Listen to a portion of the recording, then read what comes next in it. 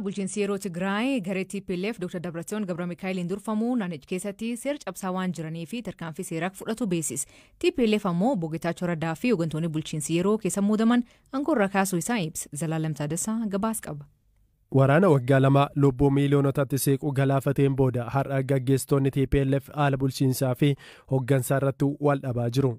Garee obbo Geetaachoo Raddaa fi Dr. Dabratsiyoon jedhamuun bakka lamatti bahuun erga wal qeeqoo fi ibsa walirratti baasuu jalqabanii bubbuleera. Kun yeroo uummanni naannichaa waraanaan miidhame hin bayyaannannee fi ammas deeggarsaa fi tajaajila mootummaa guddaa barbaadu keessatti dhagahame.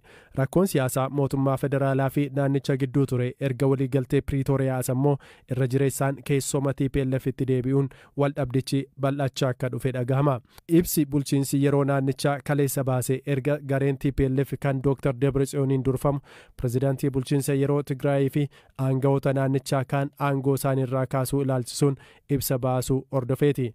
Wiixata onkoloolessa 7 bara 2024 gareen TPLF baatii tokkoon dura yaa'ii seeraan alaa jedhame kan gaggeessee fi Dabratsiyooniin dura taa'aadhaan kan filate ibsa baaseen obbo Geetaachoo dabalatee miseensonni kaabinee bulchiinsa yeroo itti gaafatamtoota biiroo fi bulchiinsota godinaa aangoo irraa kaasuu beekse.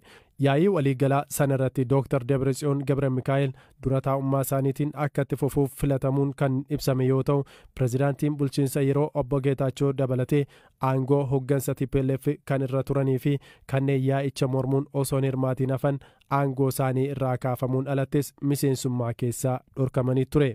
Sababii kanaatiinis bakka bu'insa TPLF namoonni hooggansa bulchiinsa yeroo Tigraay keessa jiran dhaabicha keessaa waan dhorkamaniif itti gaafatamummaa isaanii akka gadhiisaniif gareen Dabratsiyoon ibsaa tureera. Ibsa amma baheen obbo Geetaachoo dabalatee aangawoota bulchiinsa yeroo sadarkaa garaagaraatti argaman kaasuudhaan pirezidaantichaan alatti maqaa namootaa warra kaan bakka bu'anii ifa godheera. Kana hordofuudhaanis waajjirri pirezidaantii bulchiinsa yeroo naannichaa wiixata galgala ibsa baaseen muudamnii fi aangoo irraa kaasuun garee Dabratsiyooniin raawwate fonqolcha mootummaa ifaadha jechuun tarkaanfii seeraa akka fudhatu beekseera. Sababii kanaatiin miidhaa adeemsa keessa mudatan kamiifuu adda durummaadhaan gareen kunii fi hooggansichi itti gaafatamaa akka ta'e asumaan uummata maraaf beeksisuu barbaannaa jedheera. Ibsasaa keessatti waraana cimaa naannichatti waggaa lamaaf gaggeeffamee ture hordofee mootummaa federaalaatiin walii galuudhaan kan hundeeffame bulchiinsi yeroo naannichaa osoo hin cimiinidha kan TPLF jidduutti wal dhabdeen kun uumame. Waldhabdeen TPLF keessatti uumame kunis hooggansi paartichaa garee lamatti hiramuun keessattuu yaa'ii paartichaa 14ffaa gaggeessuu irratti akka waliin galle taasiseera. Rakkinicha jidduuttis yaa'iin dhaabbatichaa paartichaa irratti qofa osoo hin taane bulchiinsa yeroo irrattis dhiibbaa taasiseera. Gareen Dabratsiyoon aangawoonni bulchiinsa yeroo bakka isaaniitii kaafamuu ibsuudhaan bakka isaaniitti namoota kan muude yoo ta'u bakka obbo Geetaachootti nama bakka bu'u kaa'uudhaaf mootummaa federaalaa waliin dubbataa akka jiran beekseera. Dhimma kana ilaalchee garuu mootummaa federaalaa irraa haga ammaatti ibsi kennamee hin jiru. Yeroo dheeraa fi manneen hidha Saawud Areebiyaa keessatti lammiileen Itoophiyaa rakkoo garagaraaf miidhamaa jiraachuu gabaasaa ture. Amma mana hidhana jiran kakii biyyattii keessatti argamu keessatti namoonni murteen du'a itti murtaa'ee ijjeefamaa jiraachuu himan. Torbaan dabree namoonni 2 ijjeefamanii turan. 47 biraa hireen isaanii kanumaa jedhan. Abdusalaam Jamaal jireenya isa barbaaduu fi daangaa hedduu darbee Saawud Areebiyaa deeme. Akkuma achi ga'een hidhame. Waggaa 5 eegimaan hidhaa tureen booda amma namooti jecha eegachaa jiran keessaa tokko. Guyyaa duunuun beeynu murtee du'aa qabnaa nuti. Har'a duunee bor duuneen beeynu wallaahi wahuma sodaataa taa'uudhaa jirra. Balleessan keessan maal jedhan maaf duusanii murteessan? Waan akka balleessa keenya hin beeynu daangaa biyya keenyaa cabsiisanii malee waan isaan nutti himne kana sana jedhanii uumaa takka. Duraanii waggaa gam hidhamte? 2019 hidhame aan. Gaafas maan si murteessan? Hidhaa si murteessan moo oduu si murteessan? Du'uma na murteessan gaafuma sana na waamaniituma du'uma murteen keessan du'aa naan jedhanii numan taa'u jira hadda amata 5 fi baatii 5 maaliin jira amma jechuudha.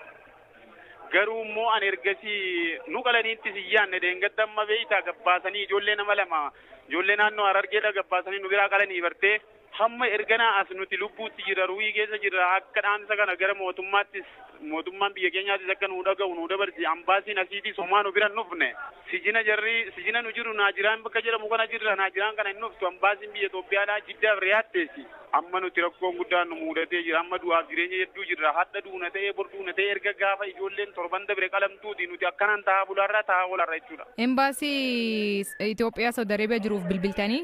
bilbilee hin kaasanu bilbila inni guddaan hin kaasu damee ambaasii sanatu kaasee ture wagga guyyaa tokko kaase guyyaa lammataan jalaa hin kaasu cal jedhe ambaasiin asii garuu gara Itoophiyaatti dawwalamnaan isin bira dhufanii nuun jedhe ambaasii Itoophiyaatti dawwalamnaan hammaan walitti furmaa tokkoon argine erga torbaniitti itti rukutuu jirra erga jarri gabbaasanii mucaa ijoollee kana qalanii sodaannee jirra baay'ee guddaa wallaahi 47 kana keessa jiru amma Amaarris jira Oromoonis jirti Tigireen illee nama tokko lama jirani. Namni kun hunduyyuu duutitti murtaa'ee takkeessa jiranii hamma irraan jijjiirre jechuudha. Dhaamsi isaan qabdan maali? Maal dhaamta? Dhaamsi an qabu akka mootummoonni biyya keenyaa dhagaanii furmaata nuu fidan malee gama kanaan jarri asii nurra murteessanii jiran nu jeesuuf deemani. Duraan shakka qabnaan ujjeesuutti hin jiranuu jennee taa'uu jirraa beeytaa duraan hamma gabbaasanii torban dabre nama lama nurraa qalanii jiran. Jiddu Hareer wagga 3 manidhaan jiran keessa jira. Waan akkanaa argina hin beennuu jedha. Gartee namoota baay'ee Saudi Arabiyaatti du'atti murteessanii namallee qalanii kaanillee nama lama nurraa ajjeesanii hedduulleen ammaan tana haala qalmarra jira jechuudha namni 47. Murteen du'a kun akkamiin itti murtaa'e balleessan isaanii maal jedhan?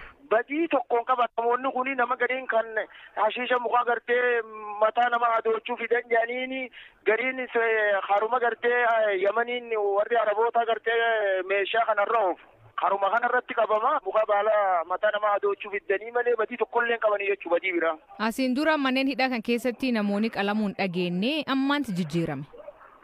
Amma nutti jijjiirame jechuudha. Ammumaan tana haaraatti kakalaman garre malee takkaan agarree lammii biyyaatu hin qalanii jechuudha. Nama ajjeese immoo biyya tana keessatti ni ajjeefama. Nama ajjeese haala ka ajjeefamu hin garre takkaan. Waan jijjiirame hin beeknu gaa akkanuma yaamanii obboleeyyan keenya nu biraa guuranii amma ji'a dabre kana ji'a saylaffaa guyyaa 25 akkanumatti ganama sa'a 3tti nu biraa guuraniituma gabbaasanii qalanii waan isaan balleessan hin beeknu waan jijjiirame illee hin beeknu. Miirii manidhaa keessa jiru maal fakkaata? Wanti akkana duraan hin turre amma nama hedduu kan qaluuf deemanii miirii manidhaa sun keessa jiru maal fakkaata?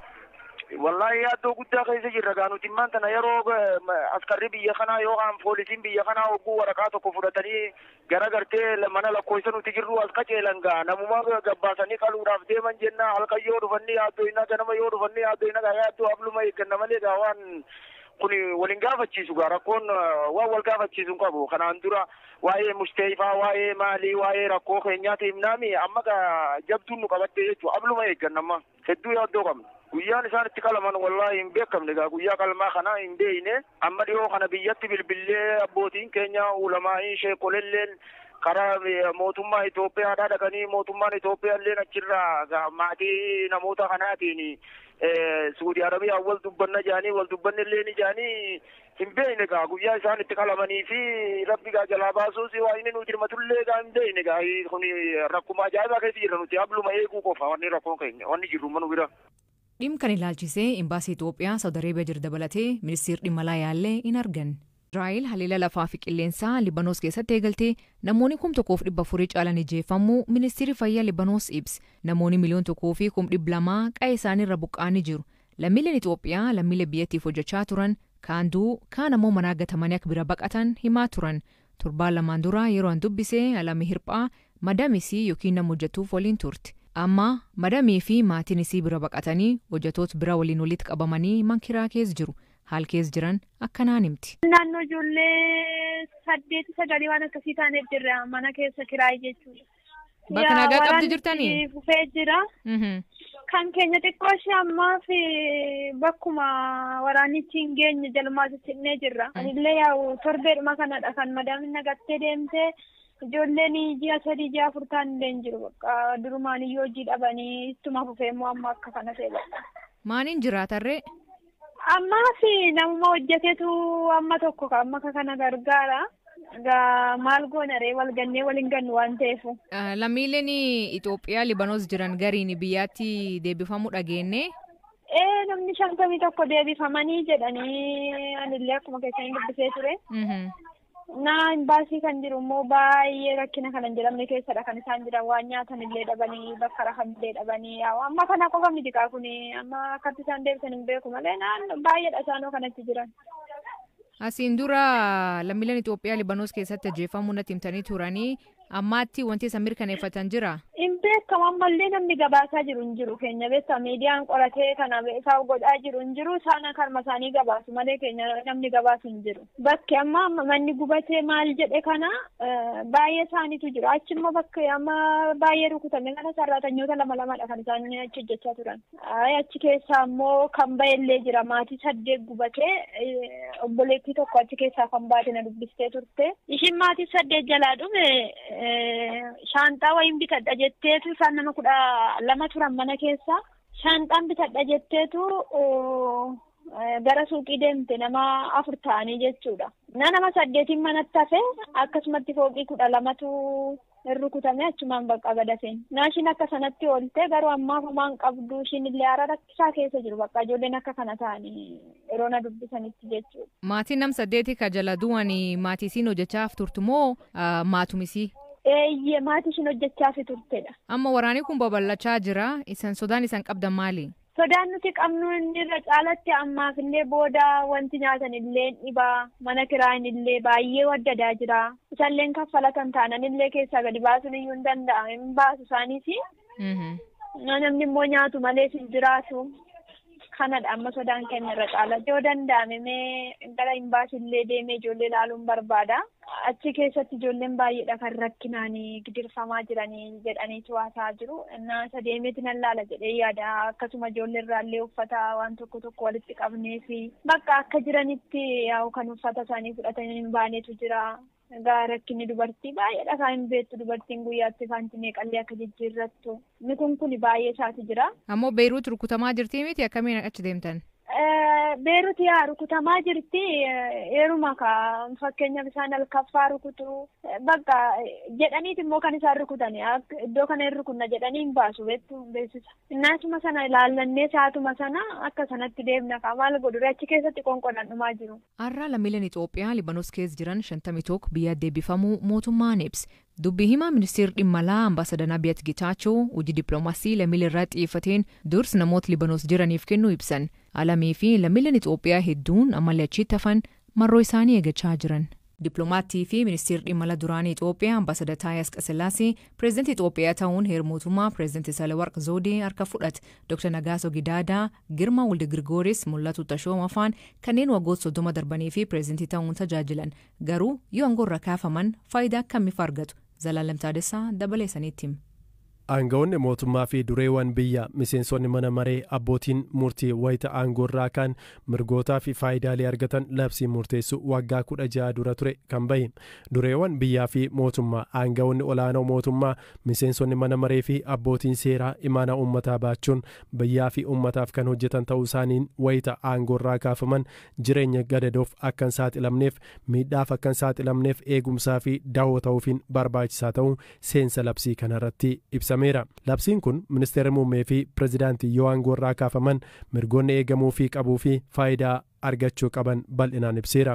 Bu'uura labsii kanaan pireezidaantiin ministeera muummee fi ministeerri muummee ittaanaan yoo aangoo irraa ka'an yookaan kaate faayidaaleen argatan wal fakkaataadha. Haala kanaan pireezidaantiin aangoo irraa ka'e yookaan kaate miindaan kaffalamaa fi ture akkasumas durgoon ture erga aangoo irraa ka'aniif adda hin citu.